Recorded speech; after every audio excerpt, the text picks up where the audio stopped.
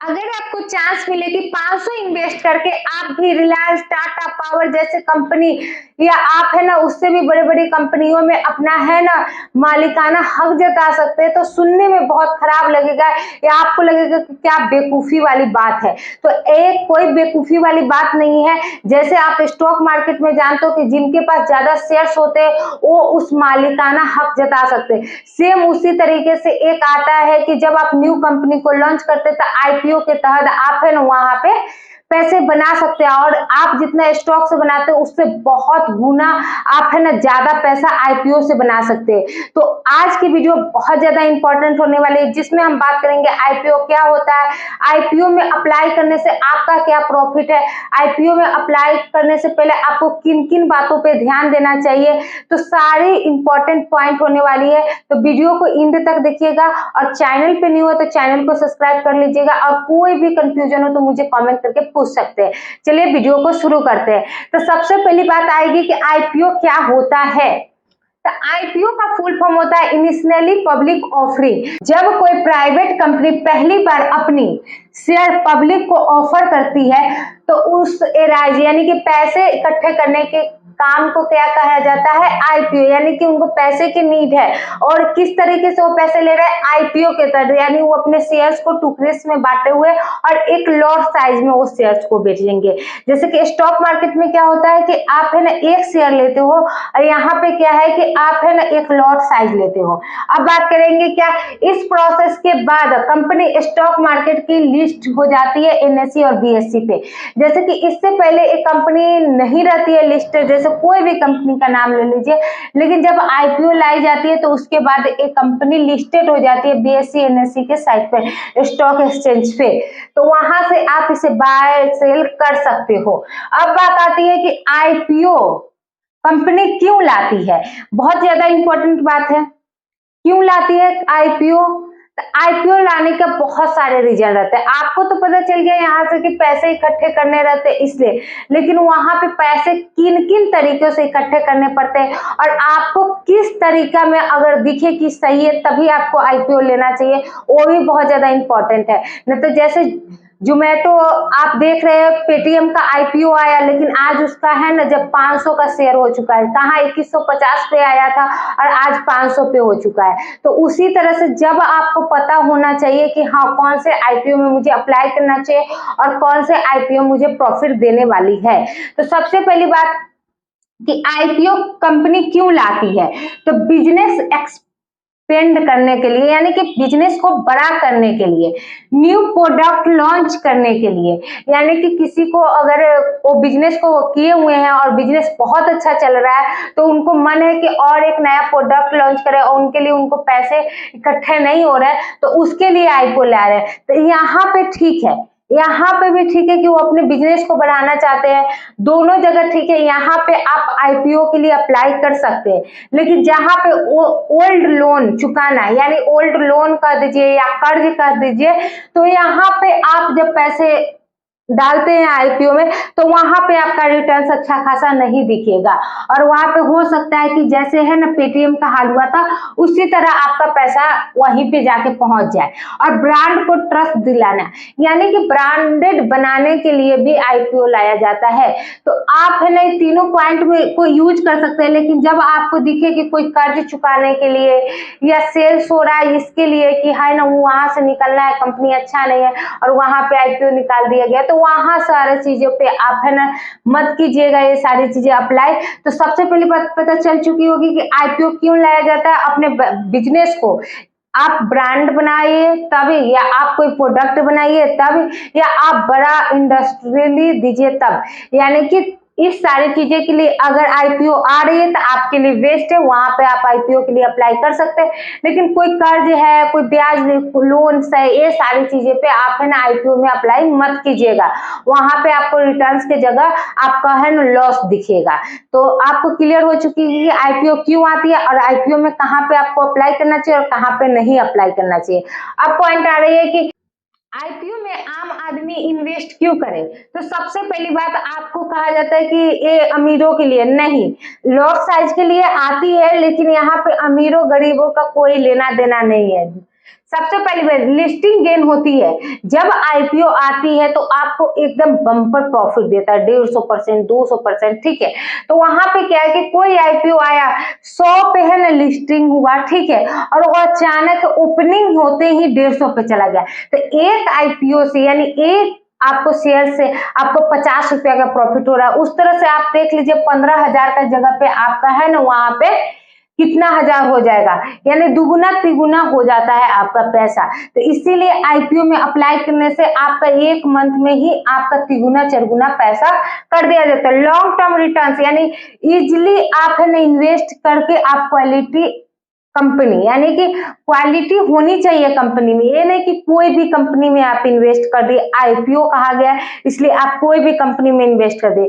Company को देखना ही पड़ेगा, मालिक बनना यानी कंपनी का शेयर होल्डर आप बन सकते हैं, यानी कि जितना ज्यादा आपके पास शेयर होगा आप कंपनी के उतने ज्यादा शेयर होल्डर के मालिक होंगे। जैसे यहाँ पे भी यही रूल्स आता है जैसे स्टॉक मार्केट में होता है कि जितना आपके पास ज्यादा शेयर्स है उतना ज्यादा आप मालिकाना हक जता सकते हैं, यानी कि मालिक बन सकते हैं छोटे से हिस्से का। सेम उसी तरह यहाँ पे भी है। अब क्या है कि आपको बता दें जैसे टीसीएस, इन्फोसिस, आईपीओ के इन्वेस्टर करोड़पति बन चुके हैं आज के टाइम में, ये सच बात है। जिस तरह से आप आईपीओ के लिए अप्लाई कर रहे हैं 1 लॉट 2 लॉट, आपके पास जितना ज्यादा शेयर्स है उतना ज्यादा आप मालिकाना हक जता सकते हैं। तो आप को ये समझ में आ गया कि आईपीओ में आम आदमी क्यों इन्वेस्ट कर सकते हैं। तो अपने पैसे को जल्दी से जल्दी ग्रो करने के लिए वहां पे आईपीओ में अप्लाई कर सकते हैं, और उनको जो स्टॉक में प्रॉफिट दिखता है 2-4%, यहाँ पे आपको 200%, 300% की रिटर्न्स दिखती है, और वो भी आप थोड़ा टाइम दीजिएगा तो आपको अच्छा खासा दिख जाता है।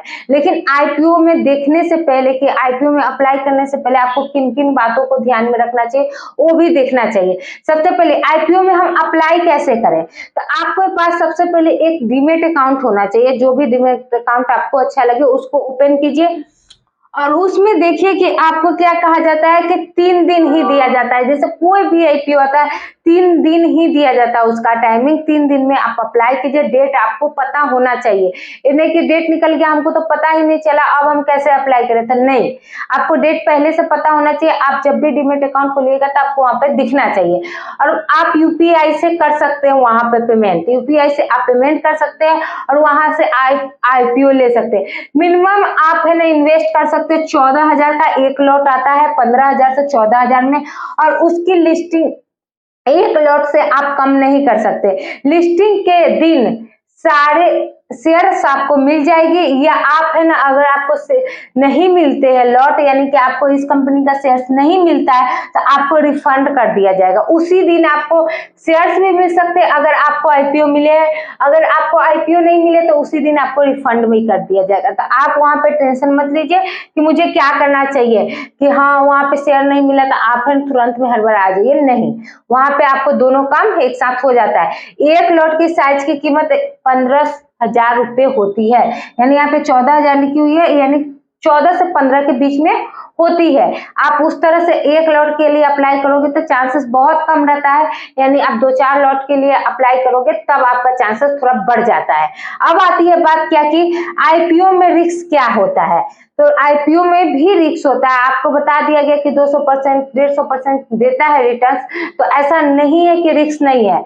हर आईपीओ सक्सेसफुली नहीं होता है। जैसे पेटीएम लॉन्च हुआ 2150 पे, आज वो गिर के कहां पे चल चुका है 500 पे। तो जो भी इस आईपीओ में पैसे लगाए होंगे उनका पैसा आप सोच सकते हैं कि 3/3 खत्म, 1 बचा हुआ है।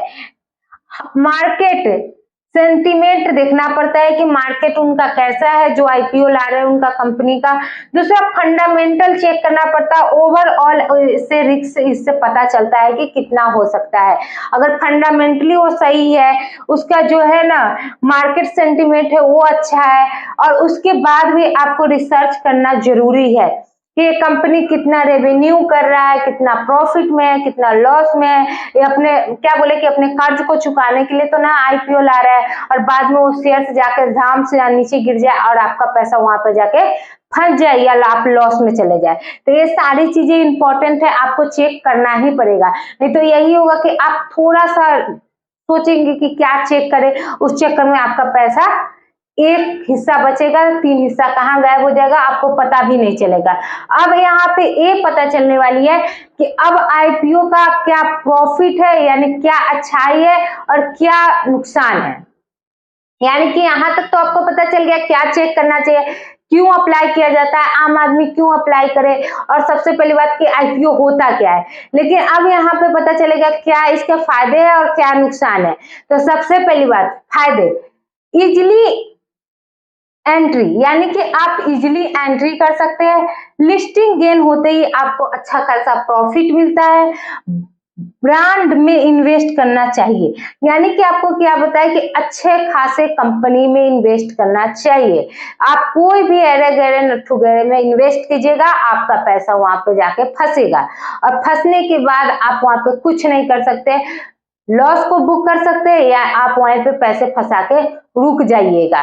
तो आपको इतना पता चल गया कि प्रॉफिट क्या है, कि लिस्टिंग गेन होते ही आपको दिख गया होगा कि लिस्टिंग गेन होते ही आपको प्रॉफिट दिया, ठीक है। सेम उसी तरह अगर आप लिस्टिंग गेन होते ही यहाँ प्रॉफिट दे रहा है तो वहां पे भी आपको प्रॉफिट देगा। अब नुकसान क्या है, ओवर हाइप।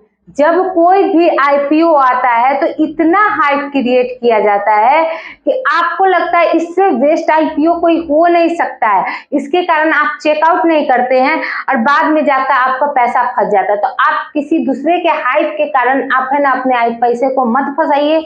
इससे अच्छा होगा कि आप जाइए खुद चेक कीजिए और फिर जाके आप है ना आईपीओ के लिए अप्लाई कीजिए। अलॉटमेंट नहीं मिलता है और प्राइस क्रैश, यानी कि आपको क्या बताए प्राइस कैसे क्रैश हुआ, ये रिस्क है। यानी कि देखिए आईपीओ अप्लाई हुआ 2150 पे और प्राइस कहाँ पे चला गया 500 पे, तो प्राइस क्रैश होने के चांसेस बहुत ज्यादा हद तक रहते हैं। जितना ज्यादा ऊपर जाने का रहता है उतने ज्यादा नीचे जाने का रहता है। तो कब हो जाता है आईपीओ ऊपर, जिनका कंपनी अच्छा रहता है, वो रेवेन्यू अच्छा करे, वो कंपनी को बढ़ाने के लिए पैसे ले रहे हैं, ना कि अपने कर्ज को चुकाने के लिए। वो कर्ज चुकाएंगे तो क्या लगता है कि आपको प्रॉफिट निकलेगा, नहीं, लेकिन वो कंपनी में पैसे लगाएंगे, कंपनी बढ़ेगा तो आपको तो पैसे मिलेंगे ही ना अच्छा खासा रिटर्न्स। तो आज की वीडियो में आपको ये सारे पॉइंट क्लियर हो चुकी होगी। अगर कोई आपको क्वेश्चंस होगा तो आप मुझे कमेंट करके पूछ सकते हैं। जो भी पर्सन आईपीओ के लिए अप्लाई करते हैं और सोचते हैं कि हाँ यहाँ पे क्या करना चाहिए, तो उनके लिए वीडियो आप शेयर कर सकते हैं। और कोई भी क्वेश्चन होगा तो आप मुझे पूछ सकते हैं। और चैनल पे बने रहने के लिए मेरे चैनल को सब्सक्राइब कीजिएगा, वीडियो को लाइक कीजिएगा। मिलते हैं नेक्स्ट वीडियो में।